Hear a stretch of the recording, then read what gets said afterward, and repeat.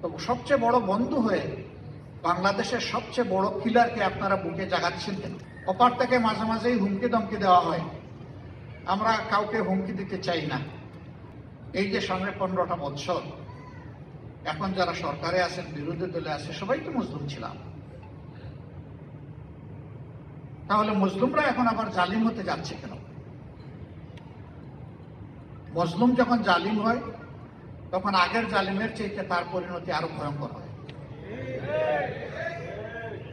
এ কথাও আমরা সংসদে দাঁড়িয়ে বলেছি। আমরা এটাও বলেছি, ক্ষমতার দ্বন্দ্বে কেউ যেন আমরা একদম দিশাহারা হয়ে না যায়। আজকে সরকারি গ্যালারিতে যারা বসেছেন আর আমরা যারা বিরোধী বেঞ্চে বসেছি, এটা যে কোনো সময় পরিবর্তন হতে পারে। আবার এমন পরিবর্তনও আসতে পারে যে সরকারি দল বিরোধী দল আজকে যারা বসছে তাদের কেউই আগামীদের এমন কোনো সংসদে হয়তো বসারও কোনো জায়গা পাবে না। এবং উদাহরণ দিয়ে বলেছি যে এই কেবল যারা বিদায় নিল তাদের সরকারি দলও আজকে নাই, বিরোধী দলও আজকে এখানে নাই। কেন নাই? তাদের অপকর্মের কারণে নাই। একটা দেশ সমাজ ছেড়ে পালায় কারা? যারা ভয়ঙ্কর অপরাধী, অপরাধের দায় থেকে, পরিণতি থেকে বাঁচার জন্য তারা পালিয়ে যায়। আজকে পালিয়ে যাওয়ারা উকি ঝুঁকি দিচ্ছে, মাঝে মাঝেই গল্প শোনায়, এই বুধে এসে গেলাম। যে মানুষ ডেইলি একবার বলে আমি আত্মহত্যা করব, ও জীবনেও আত্মহত্যা করে না।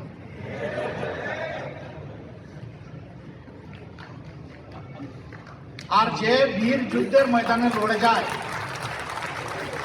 সে বলে না যে আমি একজন বীর যোদ্ধা, বরঞ্চ জাতি বলে যে সে একজন বীর যোদ্ধা। এত সাহস তাহলে গেলেন কেন? ওনার বাপ কানা এমন যে আমি মক্কা যেতে চেয়েছিলাম, আমারে মস্কতে নিয়ে গেছে। এখন উনি বলেন কই আমি তো গোপালগঞ্জ যেতে চেয়েছিলাম, আমাকে এখানে কোথায় নিয়ে আসছে? অথচ এখন সবকিছু বের হয়ে আসছে। 3 দিন আগ থেকে পেরেশান হয়ে সেভারাল ফোন গিয়েছে পাশের দেশে, তাদের কাছে সাহায্য আশ্রয় চাওয়া হয়েছে। 3 তারিখ থেকে এটা শুরু হয়েছে, 3, 4, 5 3 দিন। সেটা কি গোপালগঞ্জ যাওয়ার জন্য ভারতে ফোন দিয়েছিলেন নাকি? এই কপটতা, জাতির সাথে এই তামাশা, এটা জাতি আর দেখতেও চায় না, শুনতেও চায় না। পাশের দেশ দাবি করে তারা আমাদের সবচেয়ে বড় বন্ধু। তো সবচেয়ে বড় বন্ধু হয়ে বাংলাদেশের সবচেয়ে বড় কিলারকে আপনারা বুকে জাগাচ্ছেন কেন? সুযোগে জাগা দেন নাই। আপনারা সমস্ত কূটনৈতিক শিষ্টাচার এবং 2 রাষ্ট্রের পারস্পরিক সম্পর্ককে বুড়ি আঙ্গুল দেখিয়ে তাকে ইন্টারন্যাশনাল জার্নাল কোয়ালিশনের সামনে আপনারা হাজির করে তাকে বক্তব্য রাখার সুযোগ দিয়েছেন। আমরা তার নিন্দা জানি। কাজ করবেন শত্রুর গাল পরা, বলবেন আমি বন্ধু।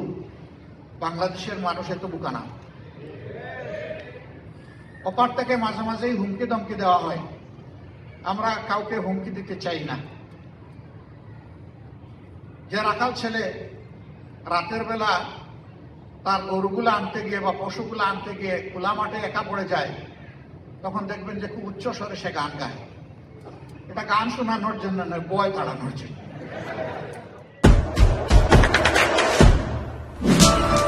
দেশে দেশে সবার সাথে দ্য নিউজ।